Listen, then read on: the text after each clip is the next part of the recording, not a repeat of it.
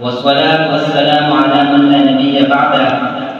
أما بعد فأعوذ بالله من الشيطان الرجيم. بسم الله الرحمن الرحيم. فاسألوا أهل الذكر إن كنتم لا تعلمون.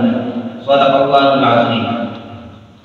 قابل تقریم حضرات علماء کرام سامعین محترم، آج مجھے جس موضوع پر لب کشائی کا موقع ملا ہے وہ ہے اہتمام ان مدارس خوفزدہ کی.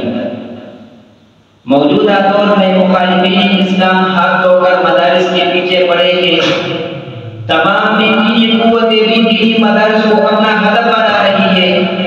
ایسا معلوم ہوتا ہے کہ ان کو دنیا کی تمام تر قباحتیں ان کی مدارس میں نظر آ رہی ہیں. دینی مدارس انہیں ایک عام نہیں باتیں اپنے مشن کے سامنے ان مدارسوں کو بھی رکاوٹ سمجھتے ہیں.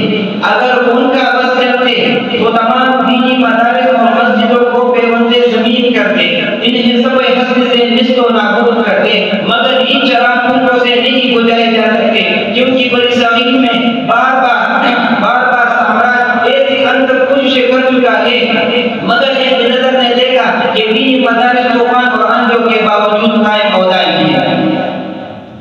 سامعین محترم، میں آج آپ کو اس بات سے آگاہ کرنا چاہتا ہوں کہ ان دینی قوتوں کو دینی مدارس سے کیا خطرات ہے، کیوں خوفزدہ ہے، دینی مدارس کو ختم کرنے کے لیے کیوں مسترد ہے.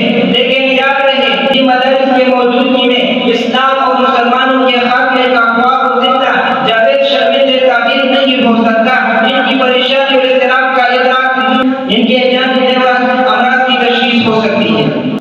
سامعین محترم، دینی مدارس اسلام اور دین کے قلعے ہیں جن میں خالص قرآن و حدیث کی تعلیم دی جاتی ہے اور اسلام کو پوری دنیا میں پھیلانے کے بارے میں دن رات سوچا جاتا ہے. رب کائنات کے سامنے عاجزی اور انکساری کا اظہار کیا جاتا ہے. سامعین محترم، یہ تمام دینی قوتیں اپنے مخصوص سازش اور کوششوں کے باوجود ان مدارسوں کو ختم نہیں کر سکیں گے، بلکہ ان کی حکومتیں مل گئی، خود ان کا وجود ختم ہو گیا.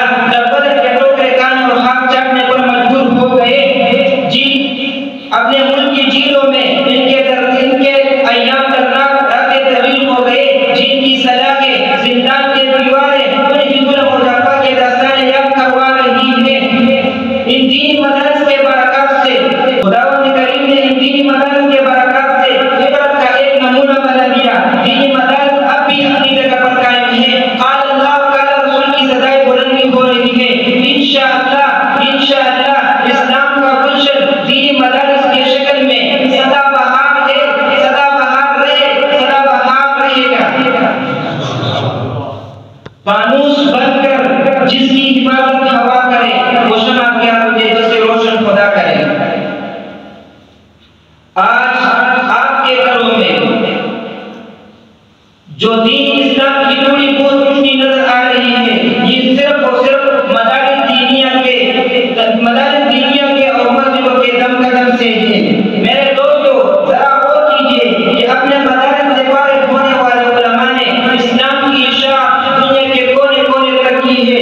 اگر یہ دینی مدارس نہ ہوتے تو عطا اللہ شاہ بخاری کا نام ہمارے زبان پر نہ ہوتا. اگر یہ دینی مدارس نہ ہوتے تو امام ابو حنیفہ، امام یوسف، امام محمد کا نام بھی کے اماموں میں نہ ہوتا. یہ سب دینی مدارس کا ہی نتیجہ تھا، جنہوں نے مدارس میں جا کر حق اور باطل کو پہچانا، پھر حق پر اپنے جان قربان کر کے یہ انعام سنا دیا. اس دار و سلام کی محفل میں حق کہنے کا دستور نہیں، ہم اس دستور کو بندیں گے، اعلان سنا